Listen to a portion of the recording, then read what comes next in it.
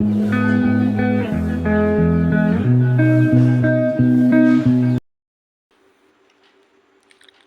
Dear student, मैं सोनू रावत। तो आज हम लोग क्लास 11th के फिजिक्स का एक टॉपिक देखते हैं, बर्नौली की प्रमेय। यह बहुत ही महत्वपूर्ण है। Half yearly exam and annual exam यह सभी विद्यालयों में पूछा जाता है और ये 7 से 8 नंबर का क्वेश्चन आता है कि बर्नौली का प्रमेय क्या होता है, इसका जो है सत्यापन कीजिए या प्रूफ कीजिए, ऐसे करके क्वेश्चन आता है। तो हम लोग सबसे पहले इसकी डेफिनेशन देखते हैं। डेफिनेशन जब आप लिखेंगे तभी आपके पूरे नंबर होंगे, ठीक है। तो सबसे पहले हम लोग इसकी डेफिनेशन देखते हैं। तो ये डेफिनेशन होगी, जब कोई असंपीड्य तथा अश्यान द्रव यानी आदर्श द्रव में असंपीड्य तथा अश्यान द्रव दोनों ही आ जाते हैं। जब कोई असंपीड्य तथा अश्यान द्रव एक स्थान से दूसरे स्थान तक धारा रेखी प्रवाह में प्रवाहित होते हैं तो उनके मार्ग के प्रत्येक बिंदु पर इसके प्रति एकांक आयतन की कुल ऊर्जा अर्थात दाब ऊर्जा, गतिज ऊर्जा, स्थितिज ऊर्जा का योग एक नियतांक रहता है। तो ये जो है इसका जो टोटल योग होगा वो नियतांक रहेगा, ठीक है। वो एक नियतांक रहेगा। यही हम लोगों को प्रूफ करना है और यह बर्नौली की प्रमेय ऊर्जा संरक्षण के सिद्धांत पे आधारित है, ठीक है। यह बर्नौली की जो प्रमेय है ऊर्जा संरक्षण के सिद्धांत पर आधारित है। तो अब हम लोग इसका जो है प्रूफ करते हैं कि यह एक नियतांक कैसे होता है। तो इससे पहले मैं डेफिनेशन डायग्राम के माध्यम से बहुत ही इजी तरीके से बता दूं। तो जैसे यहाँ कह रहा है, जब कोई असंपीड्य तथा अश्यान द्रव, ये हो गया पहला सिरा, एक स्थान से दूसरे स्थान तक एक धारा रेखी प्रवाह में, या धारा रेखी प्रवाह में मतलब इसकी जो है वेलोसिटी एकदम सेम रहेगी, मतलब यहाँ कुछ और सेम रहकर बदल जाएगी, यहाँ कुछ और रहेगी और यहाँ बदल जाएगी, ठीक है। इसका वेग बदल जाएगा लेकिन धारा रेखी प्रवाह ही रहेगा। तो धारा रेखी प्रवाह है तो इसके मार्ग के प्रत्येक बिंदु पर, इसका जो मार्ग हुआ इसके प्रत्येक बिंदु पर इसके प्रति एकांक का जो आयतन जितना भी बनेगा, जैसे वाटर यहाँ निकल रहा है किसी पाइप से, तो इसका एकांक आयतन की कुल ऊर्जा, तो कुल ऊर्जा में क्या आता है, दाब ऊर्जा, गतिज ऊर्जा और स्थितिक ऊर्जा। ये तीनों आप लोगों को लर्न करनी पड़ेंगी, ठीक है। एक नियतांक होता है, यहाँ होगा नहीं, होता है, ठीक है, होता है। तो अब हम लोग इसका प्रूफ करते हैं कि कैसे होगा यह नियतांक। तो थोड़ा सा ये टॉपिक वेरी इंटरेस्टेड और इम्पोर्टेंट और थोड़ा टफ है, ठीक है। तो अब हम लोग इसको प्रूफ करते हैं। तो लिखते हैं, माना कोई असंपीड्य तथा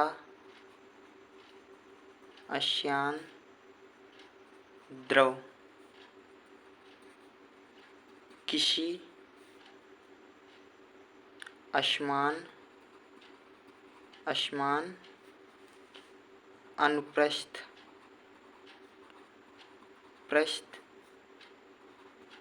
परिच्छेद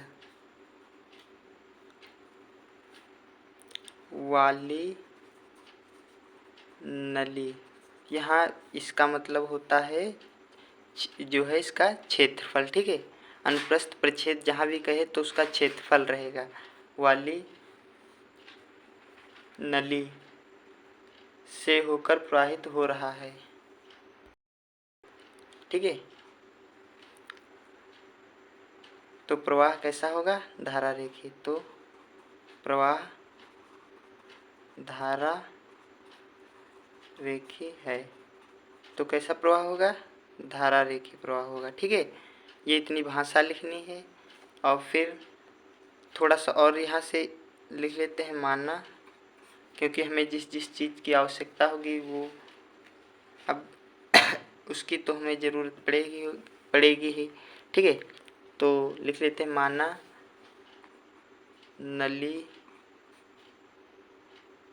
के एक्स सिरे का क्षेत्रफल, जो एक्स सिरे का क्षेत्रफल है ये एक्स सिरा है। ठीक है, इसका क्षेत्रफल जो है ए है, ए, और दाब पी है। ठीक है, दाब क्या है, पी है, और वेग वेलोसिटी क्या है, वी है। इसको नाम दे देते हैं A1 P1 V1 तथा y, हाँ तथा नली लिख लेते हैं पहले, नली y सिरे से बाहर, जो बाहर द्रव निकलेगा यहाँ से प्रवेश करेगा, इधर थोड़ा ये जो बना दिया है। ठीक है, यहाँ से द्रव प्रवेश करेगा और यहाँ निकल जाएगा। ठीक है, तो बाहर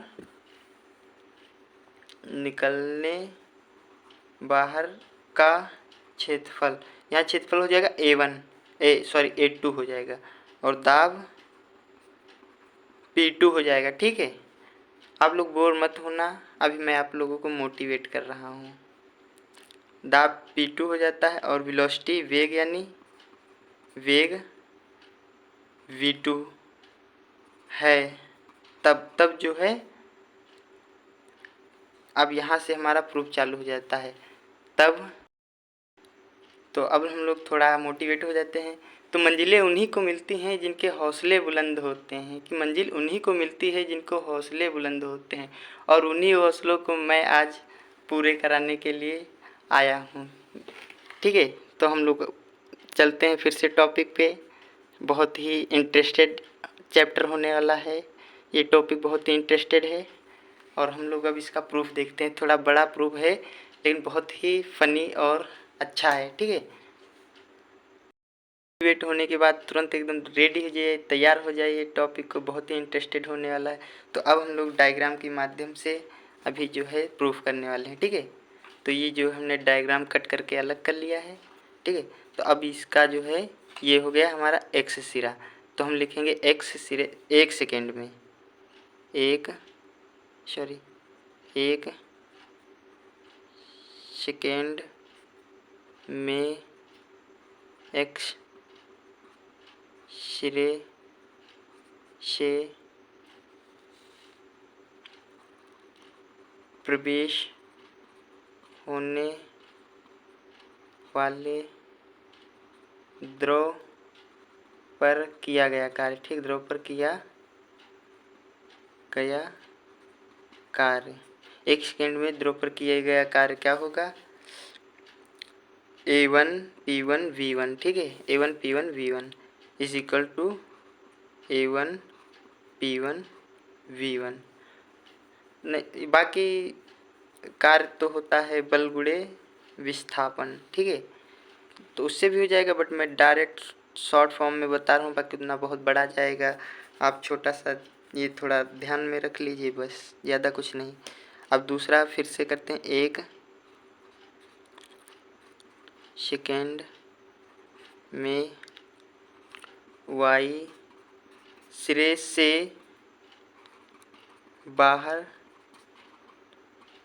निकलने वाले द्रव पर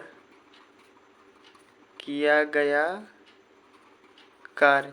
तो यहाँ किया गया कार्य क्या हो जाएगा, A2 P2 और V2। ठीक है, तो अब हम लिख लेते हैं अतः द्रव पर किया गया नेट कार्य, मतलब नेट कार्य का मतलब होता है कुल। अतः द्रव पर किया गया नेट कार्य मतलब यहाँ नेट कार्य का मतलब होता है कुल कार्य। तो नेट कार्य क्या होगा, P1 A1 V1 minus P2 A2 और V2। अब इसमें हम लोग जो है अभी कुछ नहीं करते हैं, अब थोड़ा इसमें और भी दिमाग लगाने वाला, माइंड को कंसंट्रेट कीजिए, क्योंकि यह टॉपिक बहुत ही फनी और इंटरेस्टेड होने वाला है।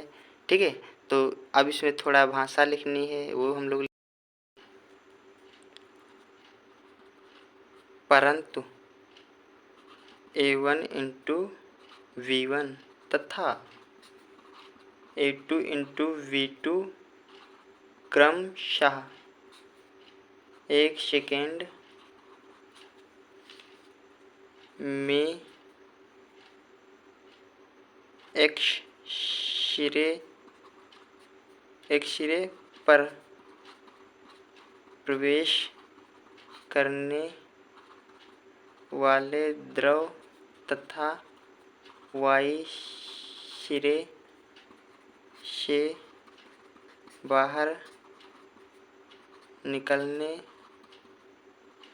वाले द्रव का आयतन है। ठीक है, आयतन का तो फार्मूला आप लोग जानते ही होंगे, नहीं जानते हैं तो भी अभी हम बाद में मैथ जब आप लोग पढ़ेंगे तो बताएंगे, या इसके लास्ट में वही क्षेत्रफल निकालेंगे, लंबाई गुणे चौड़ाई, यही सब, और जो है आयतन LBH होता है। ठीक है, उससे इसमें कोई मतलब नहीं है।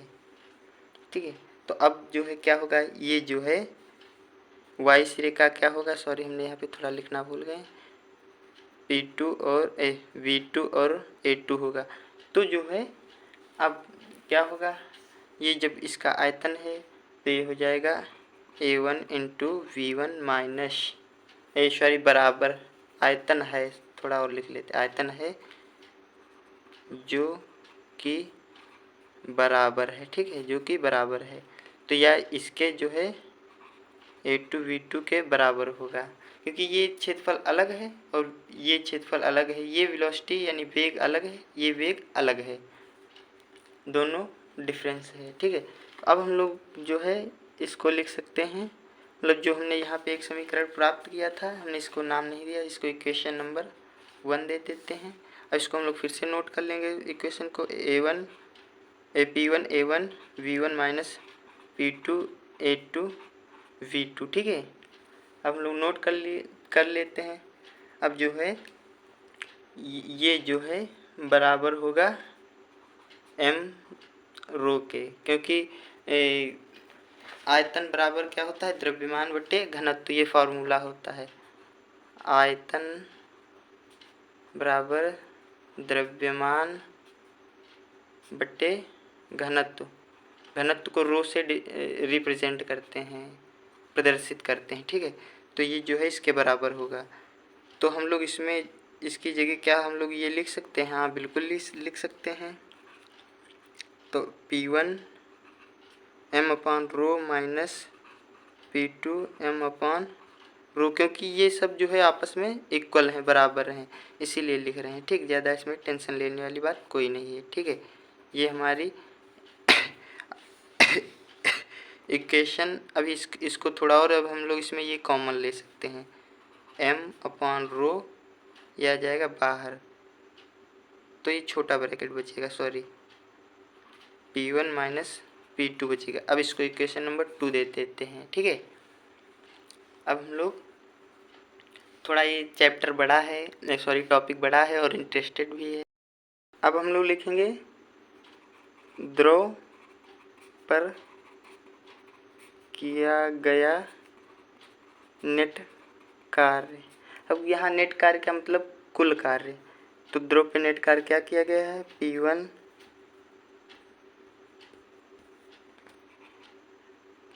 हाँ P1, चलो हमने यहाँ सॉल्व कर लिया था, वही नेट कार्य हो गया, लेकिन यहाँ लिख लेते हैं P1 माइनस P2, ये इधर कॉमन रहेगा, m रो, यही इक्वेशन बनेगी। सॉरी ये हमने थोड़ा लिख दिया, ये इतनी भाषा लिखनी थी। ये समीकरण 1 हो गया। अब फिर से वही काम करना है, अब ऊर्जाएं आएंगी।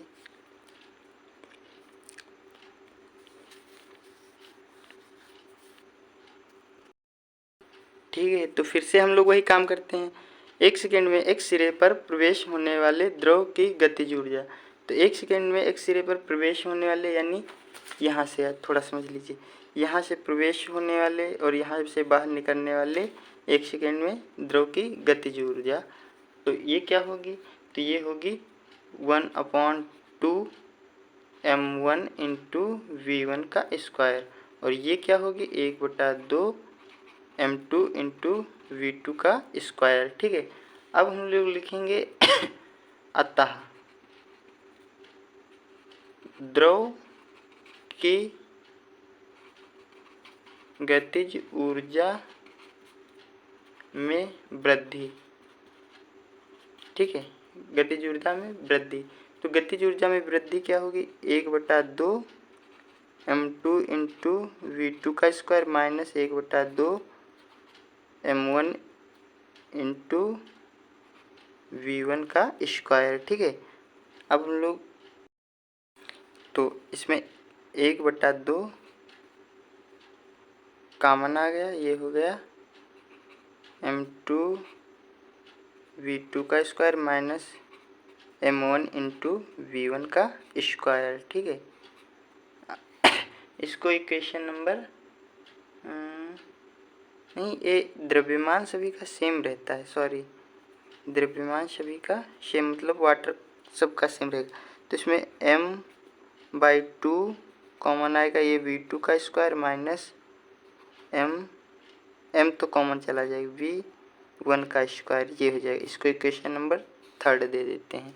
ठीक है, थोड़ा इसको मैं साफ करके लिख देता हूँ, v2 का स्क्वायर माइनस v1 का स्क्वायर, ये हो गई 3rd इक्वेशन। ठीक है, अब ऐसा ही फिर काम करना है अब स्थितिक ऊर्जा ज्ञात करने के। ठीक है, तो 1 सेकेंड में एक सिरे पर द्रव की स्थितिक ऊर्जा, तो ये क्या होगी mgh1, ये होगा mgh2। तो अब इसमें क्या होगा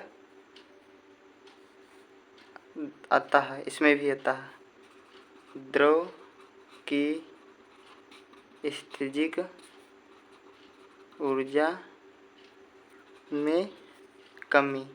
ठीक है, तो यहाँ कमी हो जाएगी, तो ये होगा mgh1 माइनस mgh2। ओके, तो mg कॉमन ले लेते हैं, यहाँ h1 माइनस h2 आ जाएगा। इसको इक्वेशन नंबर 4 से डाल देते हैं, लिख देते हैं। ओके, अब हम लोग थोड़ा सा बस काम बचा है, वही लास्ट कर लेते हैं। अब यहाँ द्रव की ऊर्जा नेट में वृद्धि, द्रव की नेट ऊर्जा मतलब कुल ऊर्जा में क्या वृद्धि हुई। तो द्रव की कुल ऊर्जा क्या आई थी 1/2, m कॉमन आ गया था, यहाँ v2 का स्क्वायर माइनस v1 का square minus mgh1 minus h2। ठीक है, इसको इक्वेशन नंबर 5 लिख देते हैं। अब हम लिख लेंगे यह वृद्धि द्रव पर किए गए कार्य के कारण होती है, किए गए कार्य के कारण होती है। प्लीज़ दोस्तों, आप लोग हमारे चैनल को लाइक एंड सब्सक्राइब ज़रूर कर देना, क्योंकि बहुत मेहनत करते हैं और आप भी बहुत मेहनत कीजिए, अच्छे नंबर पाइए। मैंने तो अपने क्लास में इसमें पूरे में पूरे नंबर पाए थे, अब आप लोग कितने पाते हैं ये आप लोग कमेंट सेक्शन में लिख के ज़रूर बताना। ओके, तो अब हम लोग इसका प्रूफ करते हैं। तो P1 माइनस P2 कॉमन आया था, m/ρ is equal to 1/2 m v2 का स्क्वायर माइनस v1 का स्क्वायर माइनस यहाँ आए कॉमन क्या आया था mgh1 minus h2। Okay, minus h2। ठीक है, तो अब हम लोग इसमें m को कॉमन ले सकते हैं। ठीक है, m P1 माइनस P2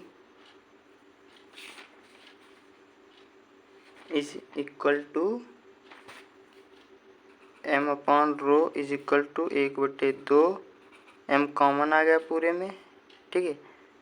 ये हो गया b2 का स्क्वायर माइनस b1 का स्क्वायर, इधर बचा g, ये छोटा इसमें कर लेते हैं g h1 माइनस h2, ये बड़े ब्रैकेट में। तो ये मास से मास यानी द्रव्यमान से द्रव्यमान कैंसिल हो गया। अब यहाँ बचा P1 माइनस P2, अब इसको भी हम लोग उधर भेज देते हैं, तो ये हो जाएगा 1/2 रो V2 का स्क्वायर माइनस V1 का स्क्वायर माइनस जी H1 इंटू जी H2, हमने इसकी गुणा अंदर कर दी है, ठीक है। अब P1 minus P2 is equal to, अब रो की गुणा भी अंदर कर देते हैं, 1/2 रो V2 का स्क्वायर और इसका 1/2 का भी 1/2 रो V1 का स्क्वायर माइनस जी H1, और ये यहाँ अंदर गुणा हो जाएगी तो ये प्लस का साइन हो जाएगा, प्लस जी H2, ठीक है। सॉरी रो जी H2, क्योंकि रो यहाँ पे देखिए बाहर है तो ये पूरा अंदर गुणा हो जाएगा। अब जो है माइनस वाले इधर एक तरफ ले आते हैं, यहाँ P1 वाले इधर ले आते हैं और 2 वाले इधर ले जाते हैं, तो ये 1 वाला है, ये 1 वाला, ये दोनों इधर आ जाएंगे। P1 ये इधर आएगा, माइनस का इधर आएगा, प्लस का 1/2 रो V1 का स्क्वायर हो जाएगा, प्लस ये वाला इधर का आएगा तो प्लस का हो जाएगा rho g H1 is equal to 1/2 rho V2 का स्क्वायर माइनस प्लस यहाँ पे P2 प्लस रो जी H2। अब क्या हम लोग इसको इतने पार्ट, मतलब ये दोनों देखिए ये भी सेम है, ये भी सेम है और ये भी सेम है, तो क्या हम लोग इसको ये लिखते हैं P plus 1/2 rho V square plus rho जी H लिख सकते हैं, हाँ लिख सकते हैं। तो ये जो है P plus 1/2 rho V square plus rho g H1 equal to नियतांक। यह बर्नौली का प्रमेय है, ठीक, यही बर्नौली का प्रमेय है। बहुत ही मज़ा आया इसको सॉल्व करने में, बहुत ही इंटरेस्ट मिला हम लोगों को, और इसमें पूरे में पूरे नंबर आप लोग लाइए। आप लोग इसको करते करते बोर हो गए होंगे, लेकिन बहुत ही इंटरेस्टेड रहा, इसमें मैंने पूरे में पूरे नंबर पाए हैं। और आप लोग कितने पाते हैं कमेंट करके बताना, और इसकी 2 से 4 बार आप जो है प्रैक्टिस करेंगे, आ जाएगा। बहुत ही सरल होता है, देखने में सिर्फ कठिन लग रहा है। Thank you. हमारे चैनल को लाइक और सब्सक्राइब कीजिए और स्टडी करते रहिए, अच्छे मार्क्स लाइए। थैंक यू, धन्यवाद, और नेक्स्ट वीडियो में मिलते हैं।